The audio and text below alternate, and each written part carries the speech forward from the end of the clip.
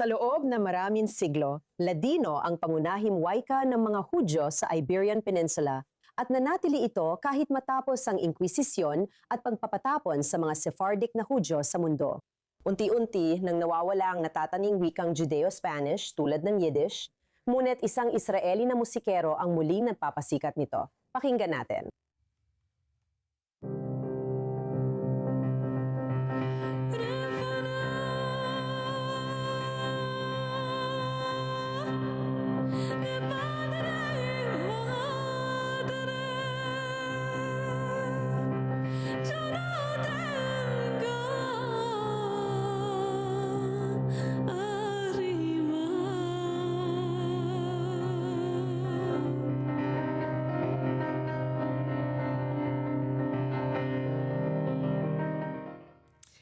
At kasama natin ngayon sa studio ang mga awit ng Ladino na si Renee Benjamin. Kamusta at maligayang pagdating? Ang laki ng boses mo para sa maliit mong katawan. Paano mo nakukuha ang tunog na yan at ang matataas na nota? Maraming practice talaga. Pero salamat.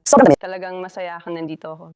Salamat. Una sa lahat, tungkol sa Ladino, marami na akong nagawang panayam at kwento tungkol sa panahong ito sa kasaysayan. Ang Ladino ay magandang wika at alam ko ang mga lalabay at iba pa. Naririnig mo rin ba ito mula sa iyong lola nung bata ka? Narinig ko ang karamihan nito mula sa sinagoga. Talagang relihiyosa ako. At pinag-aralan ko ito kasama si Yitzhak Levy.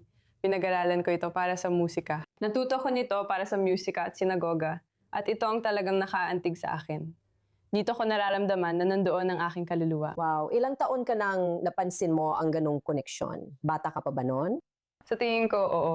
Simula bata ako, sabi ng mga nakakakilala sa akin, matanda na raw ang kaluluwa ko. Mahilig ako sa kasaysayan, kultura, at wika. Marunong din ako magsalita ng 3. Ato, sa tingin ka.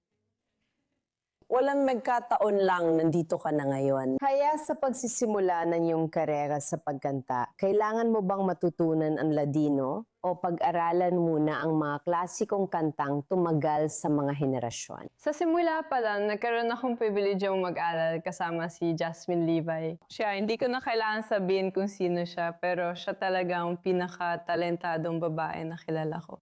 Nag-aral ako sa kanya ng mga tradisyonan na kanta. At sa pamamagitan ng mga kantang iyon, natutunan ko ang bika. At dahil marunong din ako ng Espanyol, nag-aral din ako ng Espanyol. Kaya magkaugmay silang lahat. At ngayon, ngayong taon, talagang sinusubukan ko mag-aral kasama ang mga taong nagsasalita ng Ladino na mas matanda sa akin. Tinuturuan nila ako at tinadala ko sa kanila ang mga kantang gusto nila.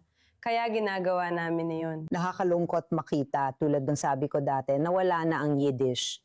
Pero napapansin ko rin na sa Turkey, may matatandang babae na tinutulungan ng mga apo nila gumawa ng Instagram page para magsalitaan ito. Ipaliwanag mo kung bakit maganda ang wika para sa'yo at sa iba. Sa tingin ko sa Ladino, talagang makapangyarihan ito. Ang Ladino, ang wikang Ladino, ay nagsasalaysay tungkol sa mga Hudyo na pinaalis mula sa Espanya. Marami siyang. C'est not a femme. Sakit at pagdurusa. At ang pakiramdam na hindi ka kabilang sa lugar na kinaroroonan mo at ikaw ay pinagtaksilan, ito ay isang bagay na mas malalim, napakalalim talaga. At sa tingin ko, kahit ang mga tao na kaedad ko ay makakaugnay dito at makakaugnay sa mga kanta at makakaugnay sa wika. Kaya. Oo, sa tingin ko rin. Dahil bata ka pa at ginagawa mo ito, ipaliwanag kung bakit maganda na ngayon ay may social media para mas marami kang maabot na tao, hindi lang sa bahay. Ito talaga ang sinusubukan kong gawin para mapanatili. Alam ko na siguro sa loob ng 20 taon, hindi ko alam ang wikang Ladino mismo. Siya ay mawawala na sa mundong ito, sa kasamaang palad.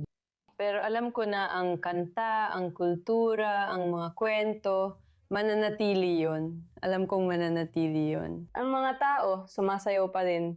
Kumakanta pa rin ng Ocarina at Abama Ramabino at lahat ng kanta. Alam nila yon mula sa sinagoga.